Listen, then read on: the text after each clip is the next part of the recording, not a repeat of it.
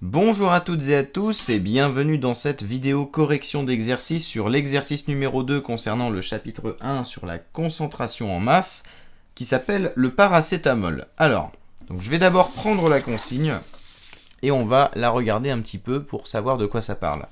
En gros, on nous dit que le paracétamol est un antidouleur, un comprimé pour adultes, qui a une dose de principe actif trop importante pour un enfant.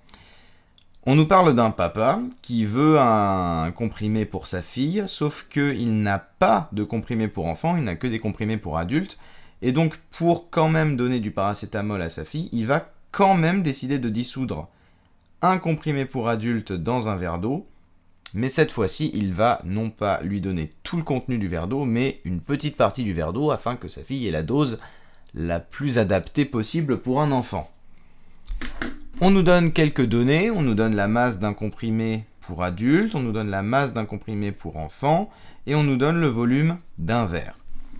La première question est comment se nomme la technique opérée pour le mélange entre l'eau et le paracétamol. La question ici en gros c'est comment est-ce que ça s'appelle la manœuvre, la manipulation qu'on réalise. En gros, ce qui va se passer ici c'est qu'on va juste dissoudre un solide dans un liquide. Donc, ça s'appelle très simplement la dissolution. Question 1, c'est la dissolution. Voilà, tout simplement. Ça, c'est juste une question de cours, donc on va tout de suite passer à la deuxième, qui est... Quelle est la concentration? Alors, ici, il y a marqué gamma.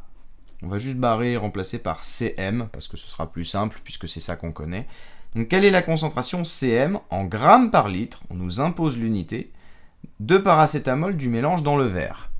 Donc là, il faut prendre en compte ce qui est donné dans la consigne.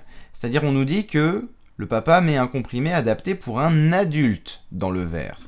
Donc, parmi les données, je vais choisir la masse d'un comprimé pour un adulte. Elle est là et elle est en milligrammes.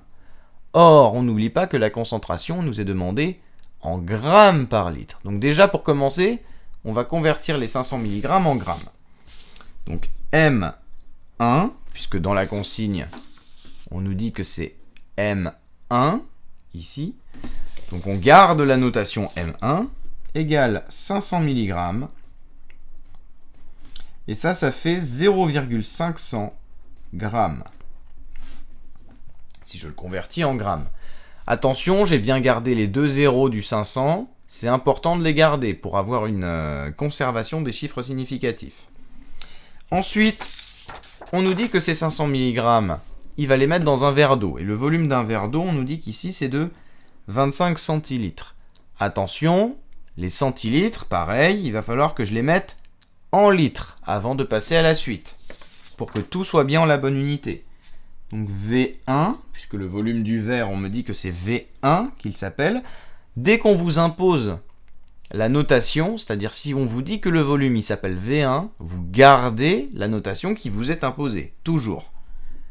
Égale 25 centilitres, et ça fait 0,25 litres. Ok, donc là il n'y a pas de souci. Maintenant je dois calculer la concentration. J'utilise la formule de la concentration en masse, qui est Cm égale M1 sur V1, en l'occurrence, puisque mon volume et ma masse, j'oublie pas de reprendre les mêmes notations, égale 0,500 divisé par 0,25, et ça me donne Cm égale 2,0 grammes par litre. Pourquoi est-ce que j'ai gardé le virgule 0? Parce qu'attention, je dois regarder les chiffres significatifs. Pour rappel, je vais compter ici le nombre de chiffres significatifs, je vais les compter ici aussi, et je vais garder le nombre le plus bas, et ça va être le nombre de chiffres significatifs que je devrais garder pour mon résultat.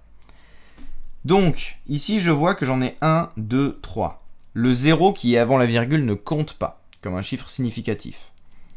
Donc le 5 compte, le 0 après compte, le 0 après compte aussi. Pour les chiffres significatifs, je vous indiquerai une vidéo dans la description. Si elle n'est pas encore sortie, elle viendra sans trop tarder. Sinon, vous aurez une vidéo qui vous explique les chiffres significatifs en détail. Là, ici, donc j'en ai 3. 1, 2, 3. Ici, j'en ai 1, 2. Donc là, je ne vais pas en garder 3. Je vais en garder uniquement 2, puisque je rappelle que je dois garder le nombre le plus bas de chiffres significatifs. Donc je dois faire apparaître un 2,0 pour avoir mes deux chiffres significatifs. Si j'avais gardé uniquement le 2, je n'avais qu'un chiffre significatif, donc ça ne va pas. Il faut que je garde le virgule 0. Et ça, c'est le résultat de ma question 1. Donc, comme d'habitude, je vais encadrer mon résultat en rouge. Voilà. Question 3 maintenant. Je vais l'écrire et ensuite je vous la montre. Question 3, on nous demande quel volume V de boisson l'enfant doit-il boire pour prendre 500 mg. Alors là, je vais faire très rapidement un petit schéma que je vais faire en haut pour que vous compreniez. On est d'accord que là, dans mon verre, ça c'est mon verre, j'ai un certain volume d'eau qui est 25 ml. Dans ce volume d'eau, j'ai du paracétamol. J'ai mes 500 mg de paracétamol. Si je bois tout le verre d'eau, j'aurai consommé les 500 mg. Puisque dans le verre d'eau, il y a 500 mg qui sont dissous. Donc là, la question qu'on me demande, c'est parmi ces 25 centilitres, puisque c'est bien le volume que j'ai mis à l'intérieur, donc parmi ces 25 centilitres, quel volume je dois boire si je ne veux pas prendre plus de 300 mg. C'est ce qu'on va faire tout de suite. Donc là, on sait que M égale 300 mg égale donc 0,300 g. Pareil, on garde toujours le même nombre de chiffres significatifs. J'en avais 3 ici, j'en garde 3 là. Ensuite, je sais également que Cm est toujours égal à 2,0 g par litre. Ça n'a pas changé. Donc maintenant, c'est le volume que je veux. Donc je vais utiliser la formule Cm égale M divisé par V. Sauf que c'est V que je cherche, c'est pas Cm. Donc du coup, je vais devoir m'arranger pour d'abord, faire passer le V au-dessus, parce que si le V est en dessous, je ne peux pas écrire V égale. Donc pour le faire passer au-dessus, je multiplie de ce côté-là par V, et de ce côté-là aussi. Exactement comme pour l'exercice 1, que je vous mets en description si vous avez oublié comment je dois faire. Ça va me donner la formule suivante. V fois Cm égale M. Voilà, jusque-là, c'est comme l'exercice 1 de la feuille d'exercice. Ensuite, V, je vais l'écrire en dessous.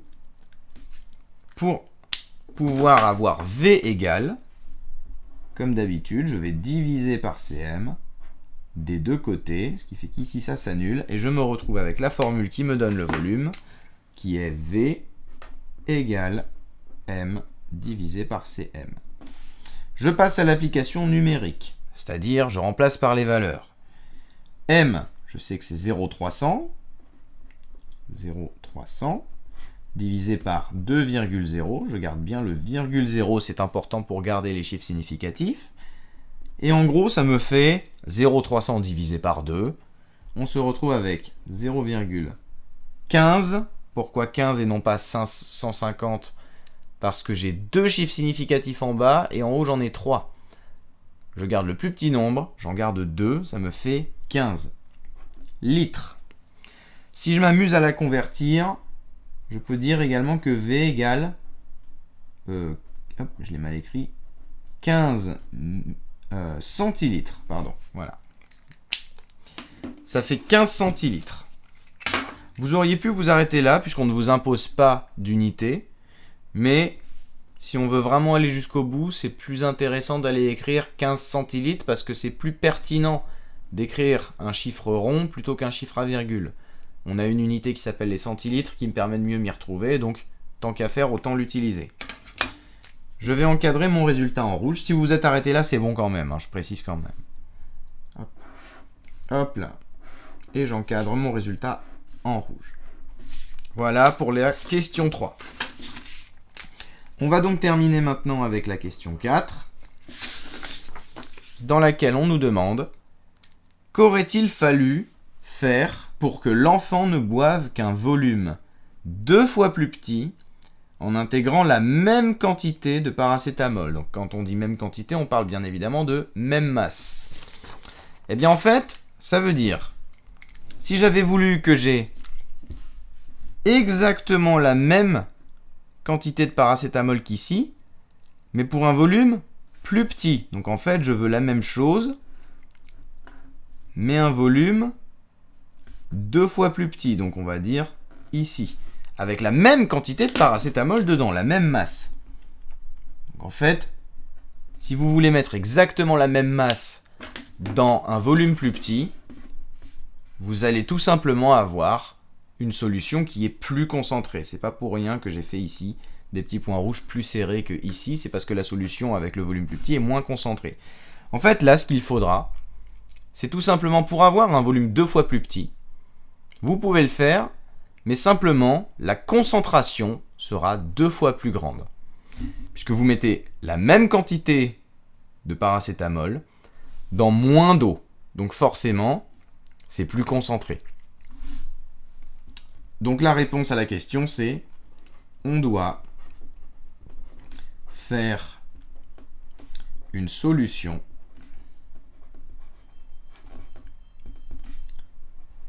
en divisant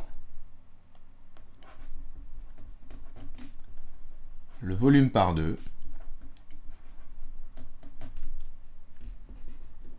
par 2, virgule, ce qui nous donnera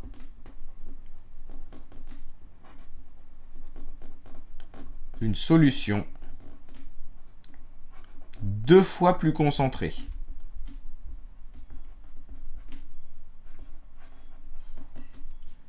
Je vais l'écrire en bas du coup, concentré. Voilà. Et c'est terminé, l'exercice 2 est fini, vous avez toutes les réponses juste devant vous. Donc si vous avez des questions, n'hésitez pas à me les poser dans les commentaires, j'essayerai d'y répondre. Si vous avez des questions qui nécessitent un petit peu plus d'explications qu'un simple truc très rapide, vous pouvez également m'envoyer un mail ou alors me les demander directement en classe. En attendant, moi je vous dis à bientôt pour de nouvelles vidéos sur cette chaîne. Travaillez bien et bon courage. Au revoir.